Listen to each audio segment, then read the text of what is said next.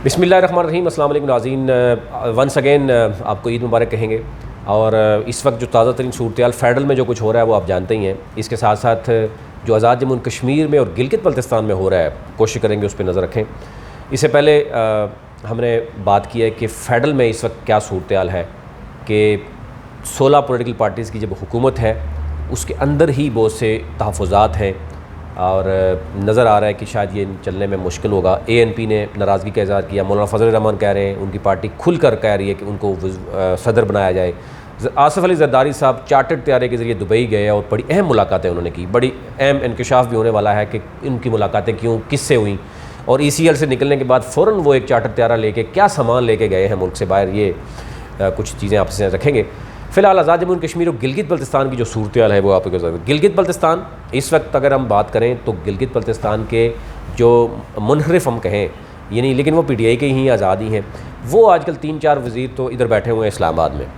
वज़ीर आला को भी बुलाया गया था, वो वापस गए हैं और मामला तभी बड़ी कशीदा नज़र आ रहे हैं। दूसरी तरफ अगर आज़ाद जम्मू कश्मीर की बात करें तो इस वक्त जो सूरत है आज़ाद जम्मू कश्मीर में, स्पीकर जो आज़ाद कश्मीर के हैं अनवार अल हक, उन्होंने नाराज़गी का इज़हार किया।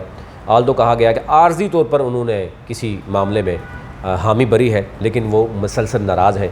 वो नाराज़ इस बात पे हैं कि सरदार तनवीर इलियास का जो मामला, जो मायदा या जो डील हुआ है अपना जो इस वक्त रियासत हैं सदर हैं बरस सुल्तान के साथ, उनके साहबजादे को वज़ीर बनाना, उनके साथ जो डील हुई है कि जनाब जो सरदार तनवीर इलियास के पास वजारतें थी उनको मिलना, ये जो है वो उनके साथ स्पीकर जो है अनवार अल हक, उनको हज़म नहीं हो रहा। डेफिनेटली आपने देखा होगा कि इनके आपस में काफ़ी इख्तलाफात भी रहे हैं। यानी दो बड़े ग्रुप थे, अगर बरस सुल्तान ग्रुप रहा, दूसरी तरफ सरदार तनवीर इलियास ग्रुप रहा। उस ग्रुप को बनाने में उसमें पहले से उनके ख़िलाफ़ जो चीज़ें मौजूद थी वो स्पीकर अनवार अल हक मौजूद थे। एनी हाउ, अब ज़रा स्पीकर अनवार अल हक हैं, प्राइम मिनिस्टर जो है सरदार तनवीर इलियास हैं, लेकिन कुछ मामलात ऐसे हैं कि अभी भी हल होने का नाम नहीं ले रहे। यानी 15वीं तरमीम से पहले तो डेफिनेटली ये ऑप्शन ही नहीं है कि आप 16 से ज़ायद कैबिनेट ले सकें। डेफिनेटली मिलाक के मामले खुसूसी और मशीर मिला के 20-21 तक जाते हैं।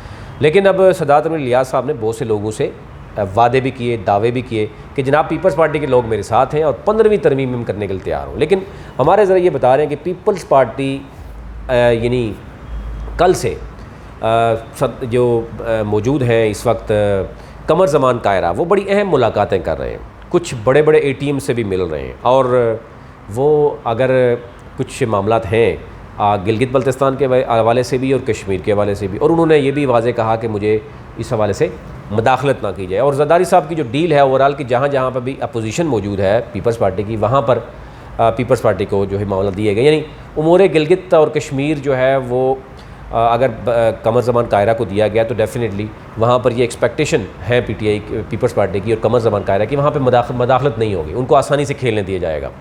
इसी तरह बलोचिस्तान उनके पास है, सिंध उनके पास है। लेकिन फेडरल में आपने देखा होगा कि मुस्लिम लीग नून को दिया गया, पंजाब भी मुस्लिम लीग नून को दिया गया। तो ये अब खेल जो है वो अब शुरू होगा। जरदारी साहब जिस दिन बैठ गए और जिस दिन उनको किसी ने कायल कर लिया कि कश्मीर और गिलगित बल्तिस्तान में पीपल्स पार्टी की हुकूमत बननी चाहिए, ये कहा जा रहा है कि अगले लम्हे में ये बन जाएगी। उनके पास ऐसी गिदर सिंगी मौजूद है। वो कौन सी गिदर सिंगी वो आप सारे जानते हैं।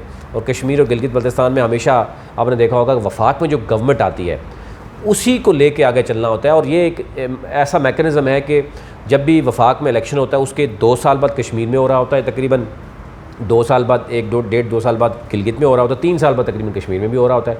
अभी रिसेंटली आप देखें तो कश्मीर में 2016 में हुआ था, फिर 2021 में हुआ, इसी तरह गिलगित में 15 में हुआ और फिर 20 में हुआ। तो यानी 18 के बाद 20 और 21 यानी 2-2, 3-3 साल के बाद हमें देखते हैं कि गिलगित और कश्मीर में इलेक्शन होता है। जो फेडरल में गवर्नमेंट होती है तो उसके लिए आसानी हो जाती है वहाँ हुकूमत बनाना, क्योंकि सारी फंडिंग उसके कंट्रोल में होती है। एक चीफ सेक्रेटरी जो है बड़ी बला होती है वहाँ पर, एक फेडरल मिनिस्टर जो है वो उसके नीचे, और उसके जो सेक्रेटरी है वो बहुत बड़ी बला होती है। टिकट की तकसीम क्या मामला क्या हुआ आपने देख ही लिया, गिलगित में हो या कश्मीर में हो।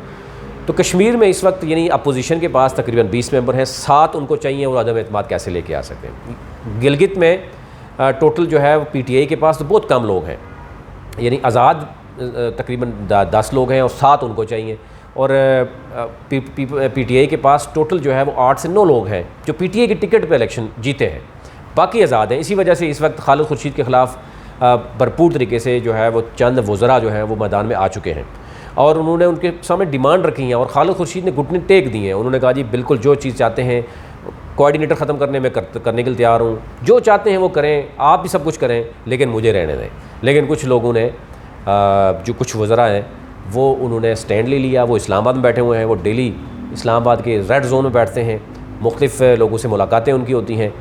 खालिद खुर्शीद के लिए दिन रात अब बड़ी परेशानी का बायस है। इसी तरह सरदार तनवीर इलियास भी बड़े परेशान हैं।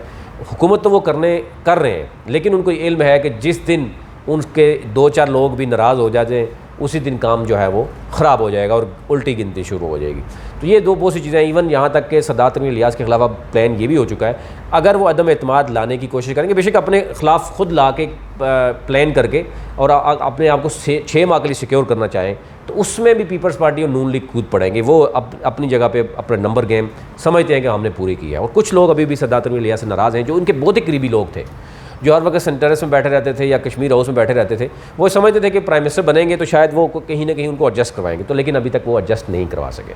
तो ये अभी तक ईद का जो समा चल रहा है, लेकिन इसमें पीपल्स पार्टी अब भरपूर जो है वो कमर ज़मान कायरा की जो मुलाकातें हैं मंडे के बाद जो शेड्यूल हो रही हैं वो डेली बेसिस पे मुलाकातें होंगी। डेफिनेटली उसमें आपके लिए पैगाम होगा कि कौन से लोग होंगे और जो डेफिनेटली नाराज़ होते जाएंगे आप अंदाज़ा कीजिएगा कि वो किस तरीके से। और ये बड़ा कहा जा रहा है कि बहुत ज़्यादा देर तक नहीं चलेगी। सरदार तनवीर इलियास के लिए बड़ा होगा, मुश्किल होगा और बड़े सोच समझ के उनको कदम रखना पड़ेगा। अब सूरत आल टुगेदर चेंज हो चुकी है और फिर अब अभी तक आवाम को कोई रिलीफ नहीं दिया गया आज़ाद जम्मू एंड कश्मीर में। जो इससे पहले वज़ीर-ए-आज़म थे, कहा जाए कि उन्होंने आटा भी सस्ता कर दिया, इन्होंने कहा जी आटा में भी करप्शन हो गई। उसके अलावा ना कोई उनके कुछ दौरे हुए, रमज़ान निकला, ईद के बाद भी कोई ऐसा नहीं। LOC के ऊपर उन्होंने अगर विज़िट किया, उसका कश्मीर के अंदर 50 लाख आवाम है, उसका उनका कहना है कि उनका उसका कोई ताल्लुक नहीं है कि जो हमारे रिफॉर्म्स लाने हैं वो रिफॉर्म्स लाने के लिए भी तैयार नहीं है। और कश्मीर को एक मॉडल स्टेट बनाया जा सकता है जिसकी 40-45 लाख आबादी है और अगर आप 75 से लेकर इधर तक देख लें तो कई खरब रुपए बजट लगा दिया चुका है डेवलपमेंट के नाम पे। तो अगर सिर्फ आवाम में तकसीम की जाती तो इस वक्त आवाम वहाँ की करोड़पति होती यानी। लेकिन ज़रा आपने देखा होगा कश्मीर का कोई एक लीडर भी ऐसा नहीं है जिसका इस्लामाबाद में कोठी नहीं है, इस्लामाबाद के प्लाजे नहीं है। तो डेफिनेटली जब वो लोग आएंगे तो उनके अपने मफादात हैं और इस वक्त सियासत एक कारोबार बन चुका है। अगर कोई ये कहे कि वो आवाम की खिदमत के लिए आता है तो ये आवाम बेहतर जो है इस हवाले से जानती है। ओवरऑल जो इसमें मज़ीद हम आपके साथ एक कुछ सीनियर साफ़ियों के साथ एक बैठक करेंगे तो आप तक मज़ीद जो अंदर की ख़बरें जो है वो लाएंगे। अभी तक लिए इतना ही।